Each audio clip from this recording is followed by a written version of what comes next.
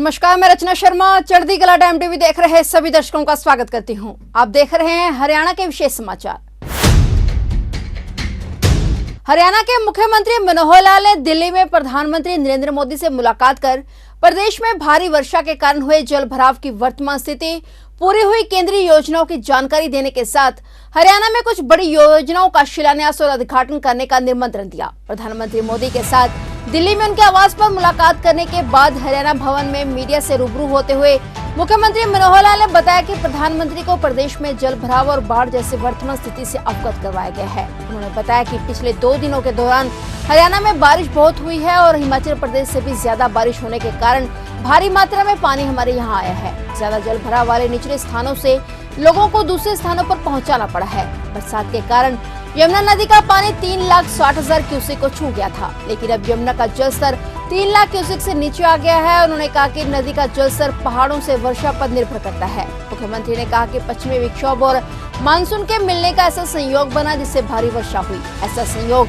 कई वर्षों पहले भी बना था, लेकिन अब यह पश्चिमी विक्षोभ आगे बढ़ गया है, जिससे हमारे यहाँ बरसात का दबाव कम हो गया है। मौसम विशेषज्ञों का मानना है कि अब अगले कुछ दिनों में हमारे यहाँ बरसात कम होगी। वहीं एक सवाल के जवाब में मुख्यमंत्री ने कहा कि अंबाला क्षेत्र में जल भराव इसलिए ज्यादा हुआ क्योंकि वहां पर दोनों तरफ से पानी की मार पड़ी है। एक तरफ से एसवाईएल नहर में पानी आ गया और दूसरी तरफ से घग्गर और टांगरी नदियों में उफान से वहां जल भराव हुआ। इससे उस क्षेत्र के 12 से 13 गांवों पर प्रभाव पड़ा और उन गांवों के लगभग 25 से 30 हजार लोगों को दूसरे स्थानों पर ले जाया गया है। उन्होंने सार्वजनिक स्थलों जैसे स्कूल, बैंकेट हॉल आदि में रखा गया है और प्रशासन, एनडीआरएफ तथा सेना सभी मिलकर राहत व बचाव कार्य में लगे हुए हैं। इन लोगों के लिए भोजन, पानी और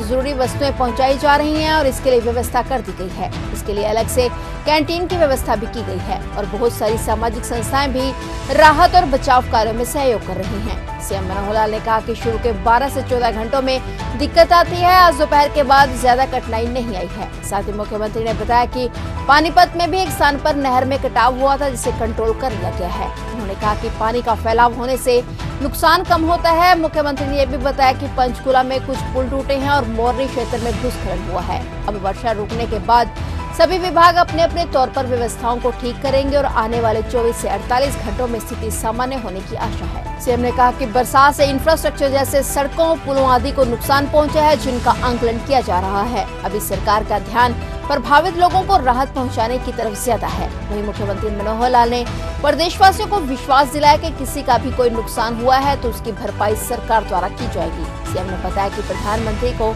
पूरी हुई केंद्रीय परियोजनाओं की भी जानकारी दी गई है। उन्होंने बताया कि इसमें विशेषकर प्रधानमंत्री स्वामित्व योजना, जिसे हरियाणा में लाल डोरा मुक्त योजना के तौर पर शुरू करवाया गया था और बाद में केंद्र सरकार ने इसे अपनाकर पूरे देश में लागू किया है। उन्होंने बताया कि प्रधानमंत्री स्वामित्व योजना को पूरा करने वाला हरियाणा देश का पहला राज्य है। प्रदेश के सभी 6500 गाँवों में इस योजना को लागू कर पूरा किया गया है। इसी प्रकार ग्राम सूचना प्रौद्योगिकी के माध्यम से भारत नेट परियोजना के अंतर्गत गांवों को इंटरनेट सुविधा से जोड़ने की परियोजना को भी हमने पूरा कर लिया है। इसके तहत सभी सार्वजनिक सेवाओं की जगह, चाहे ग्राम सचिवालय हो या आंगनवाड़ी केंद्र, स्कूल, पीएससी, सीएससी आदि सभी संस्थाओं को इंटरनेट से जोड़कर हरियाणा में आईटी क्षेत्र में बड़ा काम पूरा कर लिया गया है। मुख्यमंत्री ने कुछ परियोजनाओं का शिलान्यास और उद्घाटन करने का भी प्रधानमंत्री को न्योता दिया है। इन परियोजनाओं का उल्लेख करते हुए उन्होंने बताया कि गुरुग्राम और नूंह जिलों में अरावली सफारी पार्क विकसित करने और रेवाड़ी में एम्स स्थापित करने की सभी औपचारिकताएं पूरी हो चुकी हैं। इनका शिलान्यास करने का निमंत्रण दिया गया है और इसी प्रकार अंबाला कोटपुतली राष्ट्रीय राजमार्ग नंबर 152D, जो कि ग्रीनफील्ड मार्ग है, उसे हालांकि वाहन चालकों के लिए खोल दिया गया है, लेकिन इसका विधिवत जनता को समर्पित करने के लिए भी प्रधानमंत्री से आग्रह किया गया है। मुख्यमंत्री ने कहा कि अब कांवड़ यात्रा का सीजन है। कांवड़ यात्रियों के लिए प्रदेश में सभी व्यवस्थाएं की हुई हैं। फिर भी किसी को कठिनाई आती है तो जगह जगह कैंप लगे हुए हैं और टेलीफोन नंबर भी सार्वजनिक किए गए हैं, जिन पर वे सूचना दे सकते हैं। साथ ही मुख्यमंत्री ने कहा कि उन्हें ट्रैफिक नियमों का पालन करना चाहिए और जो रास्ते उनके लिए बनाए गए हैं उन्हीं पर चलें। इसके साथ मुख्यमंत्री ने सामाजिक संस्थाओं से भी अपील की कि वे कांवड़ यात्रियों के लिए व्यवस्थाएं करते रहते हैं और उन व्यवस्थाओं को बनाए रखें। इस दौरान सीएम ने विपक्ष पर निशाना साधते हुए कहा कि लोग तो रात में सपना लेते हैं, लेकिन कांग्रेसी नेता दिन में भी सपने देखते हैं। उन्होंने कहा कि जिस प्रकार से 10 साल पहले केंद्र और राज्य में उन्होंने जो कारनामे किए वो जनता को आज भी याद है। इसलिए हरियाणा की जनता कभी भूलकर भी उनके चक्कर और कुचक्कर में नहीं फंसेगी। जनता एक अच्छा, उचित और पारदर्शी शासन चाहती है जो वर्तमान में चल रहा है। प्रधानमंत्री जी से मिलने का समय मुझे मिल गया था। मैं कुछ दिनों से कोशिश कर रहा था, उनके भी कार्यक्रम लगातार थे, हमारे भी बने हुए थे, तो आज समय उनका मुझे मिला। रूटीन में वैसे कोशिश रहती है, मैं 2 महीने 3 महीने में एक बार मिलके आता हूं और जो सामान्य जो भी जानकारियां होती हैं आदान प्रदान की वो करते हैं। आज के विषयों में मुख्य रूप से जैसा एक तो मैंने समय उनसे मांगा है, निमंत्रण दिया है, हरियाणा में कोई ना कोई एक बड़ा कार्यक्रम करें, उसके लिए कुछ शिलान्यास आदि के भी विषय है जिसके बारे में मैंने चर्चा की है, जिसमें खास करके एक तो ये जो हमारा अरावली का सफारी पार्क है, इसका शिलान्यास बहुत जल्दी हम कराने की स्थिति में होंगे। वो अगर हमें समय मिल जाएगा तो उनके आगमन पर बड़ी रैली भी करेंगे, उसका शिलान्यास कराएंगे।